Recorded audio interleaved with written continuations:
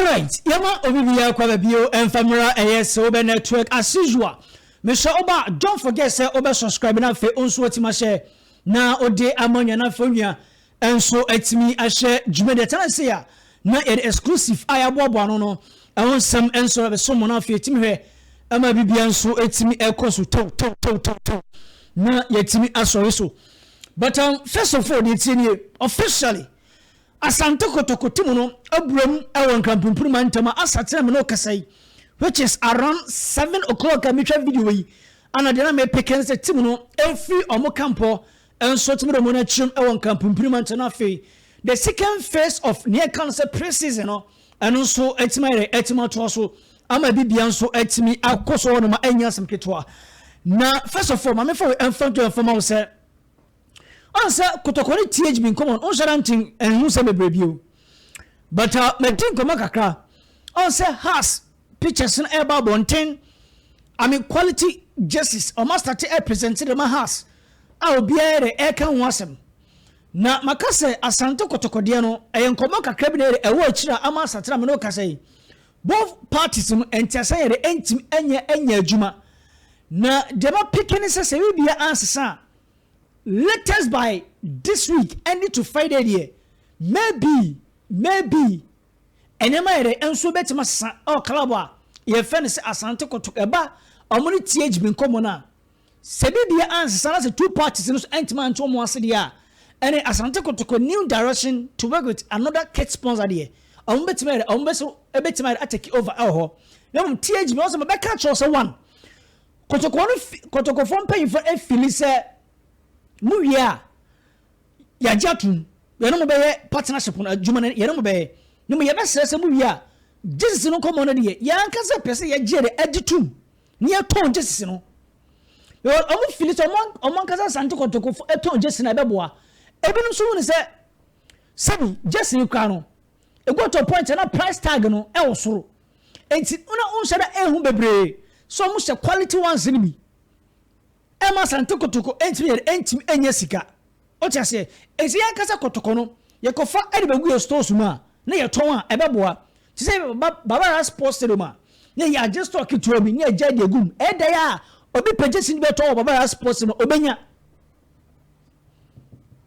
na what you say enjama mo nkomo no e se na nwie pesa en se na ye de enwie pesa but eguso ekoso ti ebere se wiki muriye se na meka no omudi ye betuye na bo ama bibia enso tima ko kama you see une fans ni din komo bebra ade ba ko kan wasempa ne say in fact the price tag of THB justice ne board e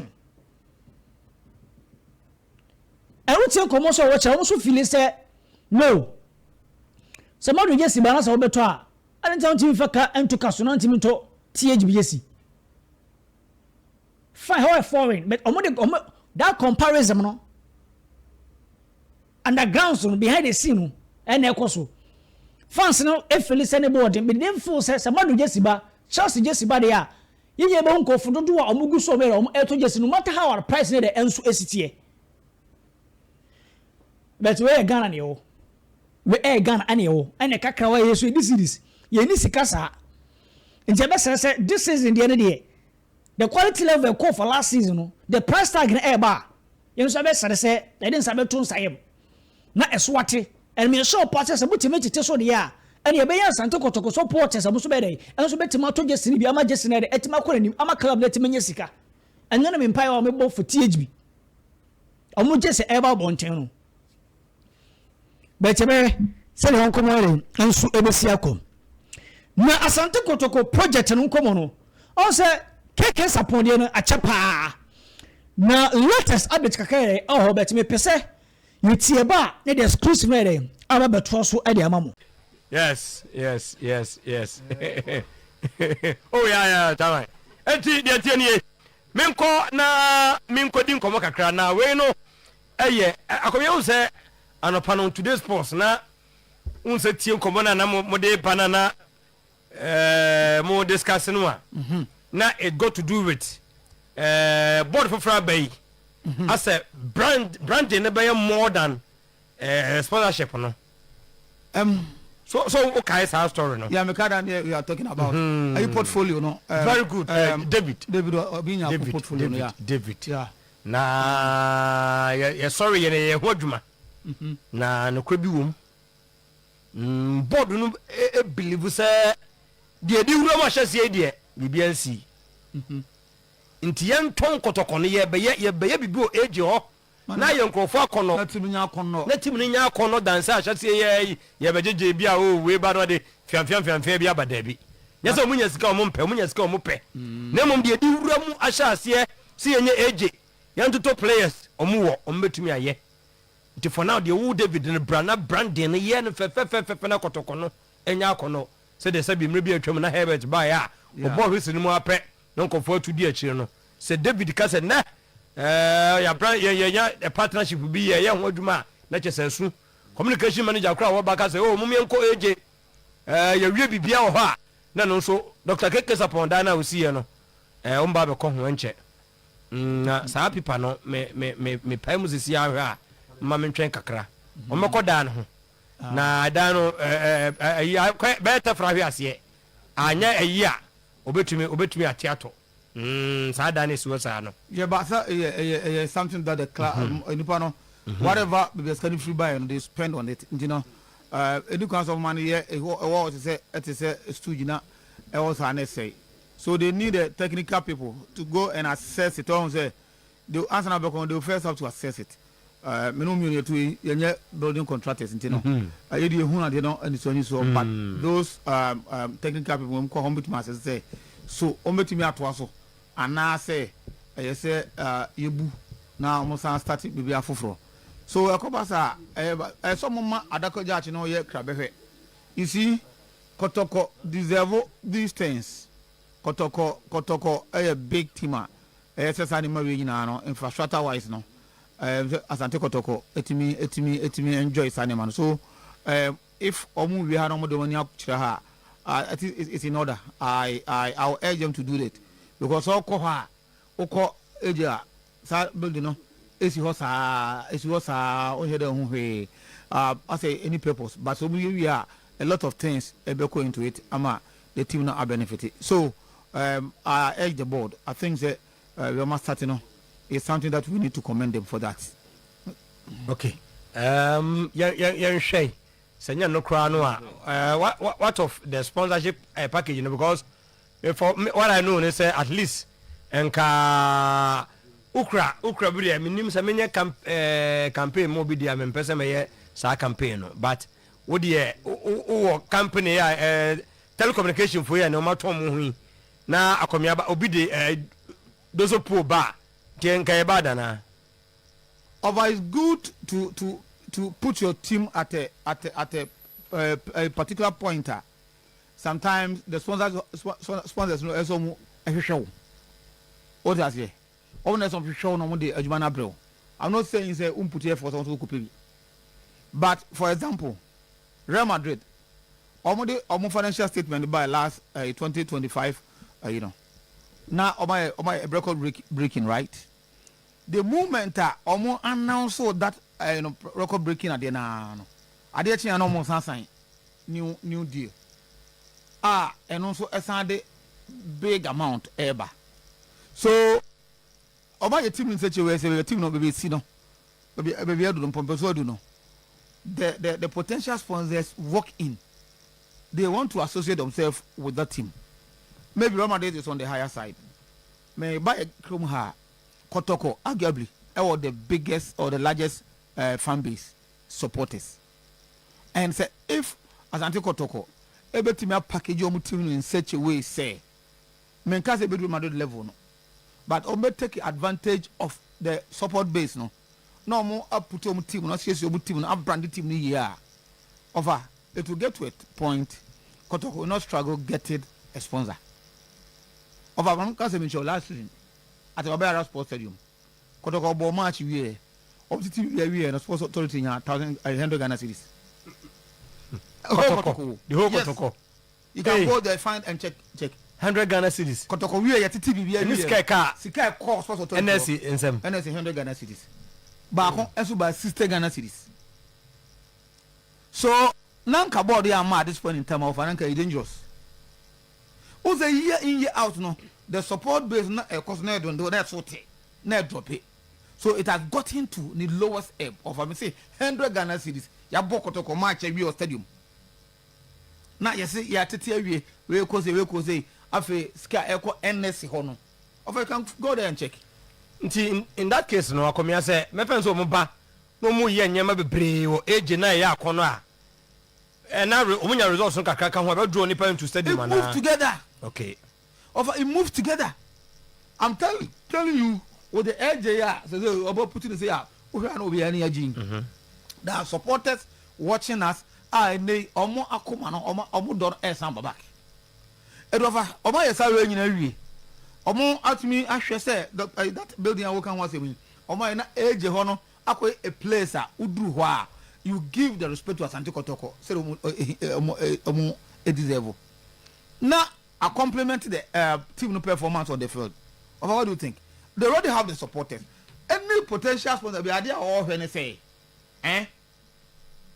ne adio that on the air be bo hu no ambience ente say the support base ente say so Kotoko bo more than more boss ro automatically because of where we come from over ebia anya lucky say ebia yantime anya how the western world no for the ente no e ho de ebia community ebe wo no team no more or less you support it at any point in time they have the supporters yes sir.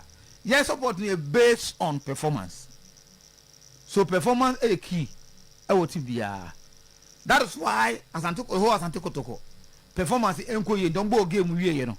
Na 100 cities the sports authority. So 100 cities sports authority. I mean sure say Kotoko na mu ebetuma more than 1,000. So I mean can we actually say you brand the team. All the facilities the team enya no omonya. Aside that how people see the team outside. The all hate team no. We are Kotoko almost dress training case now. We have Kotoko almost THB of a look at Nefe and so was no. Send them away in a course. Now there's that discipline. Obeying the how ultimately the stories or more announcement to be a come of us or more no it is in social media. Kotoko is so vibrant on social media. Of what is? Or win 1, 2, 3 games and can a bit consistent. Not necessarily winning the league, but be a bit consistent and get some wins and look at how the team a best start all of a sudden abumi. So a opportunity Kotoko no war, but we are not using it well. I want to see say this board now made up of top businessmen no. They've seen this. They've seen that there are things of a minimum young because every business you're going to that level no. So pray home can say chinchina say do the necessary things no. Idea work first cannot manifest. And that's exactly what they are on track doing no. And to yes I never way now. And them now when and them no ever visible people can see. Okasa Kotoko now Kotoko to training grounds you have something to cheer about. Kotoko air matcha. Not so who has Asante Kotoko supporters are ambience no fantastic. Then a lot of disciplines around the team now. It come by itself. Mentality ne betima se sakos me ka supporters no whereby ya hu de efe e wo AG. But e bia na ye hye ase no na Kotoko bre me ka field no so. Side no betima yes o ene ye hu we are still na you go so kopa. Sometimes communication aspect is very important no. How you speak to the club. Me kofa during Herbert Mensah's day or say Asante Kotoko team no yeah Blue Kotoko team no 5-year development program 5 years and in that time that was the time House of Folk share Kotoko 3-0 that was the time House of Folk share Kotoko 4-0 of the supporters abomemu the not supporters no arguing what to say Papa na Shebobi say team no say no person you know and he's working towards it. So yesterday I'm supposed to and how you speak to them, how you let them know project are over what I say. And no, they will move along with you. And Herbert Mensah any league at that time. Even though the final year of the Africa. But for Tama Kotoko or Herbert Mensah, you Herbert Mensah no. Kotoko supporters were not happy. Even though when you legal, even though that time House of Folk and 4, House of Folk and 3, but because of what is in him say, a hana see echo. And you know, quite say, you may have bono. Over the 5th year, that was where Kotoko G League. Now, but man, I'm a 5-year development program. So the 5th year, Kotoko G League. 4th year of African Fana. The 5th year, Kotoko G League. Even though it wasn't a better man, that was then that time Ross. Right, yeah, crossway, the 18 year. And I pay, we don't get a tunnel. A film to wear picture, and that's what the timbers inside. Anna, yet any some pictures in the day. And the Amamwa and some kitwa. Will time you finish sports in your Sadaroma. Anna and Ponsadaroma, and another pay. Yes, sounds so to make for credit and for one ponsa. Yes. Sir, I know that I must say timbers in moon. Yet you won't say in the money and so is echo. Not Samuel Cassani. About to friend, sir, Isaac Mintah. Anna Samuel Cassay, a cobasa and pay for the 2 just say. Saka Dauda, Zakaria Fuseni, Zemano Enchi, Prince Bedoni, a branch of friend, Jones also upon you know. And we are by you know. Intersebede, Ebe Juma, all right. But Praba Qua, Meno Casanon, como Asa Soribio, a branch of friends Isaac Mintah. Now, some part of Takereka Timono, after somebody announcement in about Bonteno, I sent chauffeur so got it to be by no. Therefore, say no. Mintah and pay for your day and consider Katimno or Mofan and count and finding Accra because therefore, say I never quote a D Isaac Mintah panel. Pra and she answered who Isaac Mintah bebre.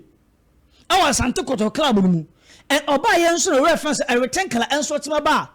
Only to enso a trainer maybe in the form no on share the entimi emfa sa. And she asat na me no kasa de. There's talks elkoso behind the scene say Isaac Mintah dem pay for be concern for mo na dey. Aka mentimo now for expert and pay timbers in the now Isaac Mintah any part of the timbers. Plus some body on timbers in you who a branch of is Isaac Mintah account official and confirm. So what is Saka Dauda? What is Zakaria Fuseni? What is Zemano Enchi? What is Prince Bedu? What is Johnson also upon Edia? Amodi Omoya Panemono Isaac dear under the Mepek and say after meeting common course in a stone now. Technical team ne feel say omo twena for money YouTube no training no mo kwa mo ba na amaye say ne maye enso ebesi akọ and me so say place ya ma mo tene nyina no obi anso e ne ne na enso esisu e ho say empany for kai say sabi ni fe ne beto bo no na ne na esibi so jimono enche je esifie o club on the club edin komo Prince Bedu and me no ka say there's some officer down for branch friends Prince Bedu. If and I am Sinicrano, about some matches Academy ASANTE KOTOKO no, not the office near the answer at the honum. But what in command say? Nasa office near the answer at the hall. That is why you go to a point in a say, place no Jomuka Amomuka. Just a Tim and Tim Enyashi, and I never quite a hammy. Place in a quote, Omuko Tim and Tim Enyashi. Fine, every chamber for that difficult of the tournament beto. Shebaba ya. Pitami duakwa. Even Kamara and some of mobile. Campaign for the name of Gunsenian in Tempaswa. Kakala Betimania be the Eddie Tomu foot Sikkim Futuani Netimabua. But other say, where cinema else Ebesiaco. Andrews in Timani psychology as usual. I want to so air cover. Lord Amosai Abaka and so mere. Almost air cover from Matimaba. Now I'm a BBR. And so etim akoso kama focus unofficially ama Johnny Abrante fan say being clever former goalkeeper Tia Amas don't you say say na boy in area school Abu Adams a right back at Abu Senior High School Anokoye from Tachiman Lawson Chairman Junior a defensive midfielder and also a part St. John's Grammar Senior High School and also a and so etimi kwana for Bismarck of Free and so Ringa Kumasi High and so the enso etimi ya e ma bibia enso etimi ko so de nsam no enso e de e no ya phone to just say ana travel squad de enso esitie what is Asante Kotoko ne Emmanuel Mama from Samates and so to I can confirm to say the Timbers are a part of place on Elfu Timbers. Now, branch of friends says Emmanuel Mama are a part of place and almost for Asante Kotoko Timbers and I no pay Erico Pim Ewan kind. Now, when found two of them say travel squadron, the Abeni goalkeepers, I am woman Aziz Haruna Dari, Dalat Ibrahim, Anafe Clever Obin, defenders, no, Emmanuel Kote, Abu Adams, Patrick Esedu, Joseph Amwa, Ali Omar, Musa Hamzata, Anafe Isa Yakubu. And also a part as is Yamunoka say, and also Johnny Timun, not Fordes, Lawson Chairman Jr., Hilary Lord Adabo, Sedkojo, Hubejo, Walid name of Fuseni, Forrest, Inusa Adams, Bismarck Ofori, Philip Amo, Opoku Ajman, Morofin Donzo, Dogo Yakubu, Jimanu Mama, and Omunian air parties, the same local say, Echo. Foreign defenders on Mabanon. You have Eric, Better, yes, only for Ivory Coast. On a hand of that is Prince in Suno. Obenya Brother Fanasa Abdul Kadal, Burkina Faso, Inso Solomon Asa, Cameroon, Anna for Kofi Benin, also a features Ivory Coast, also Etima and Aminoka say, also Etima Johnny Tim Amabibia Ekoswa, Yade Elun Samino, and so Etimi Edia Tuman or in Comunima, Chese Enya Samtune, we and the squad officially. Amotima for Basa, Saminoka say, almost Ekona for Okore, Amabibia, and so Etima Koswa, Chese Enya Sam Kito, Yebehe, and Ura Santa Baka, Omonyanana, that are very guy now, Kofi Marios, or 24 years old. Yes, 24 years. And also Etima Jonia, Yababina fi Etima Boa, and I say Eric Betano, for a very ringer, and also 21 years old, and also Etimi Abba, and also no, Araba Trosana fi Etima Boa. Ama bibian so etima akos imano mama what say am 2 years contract e was Asante Kotoko ema no enya from Samates ye dey e won some no enso etimi da ba chese enya sem so ba don't forget to subscribe ye nchen pa na ye tima so so fa bo ma show no etimi afa no nto apare etimi kofi tonko e be ka no wasem later.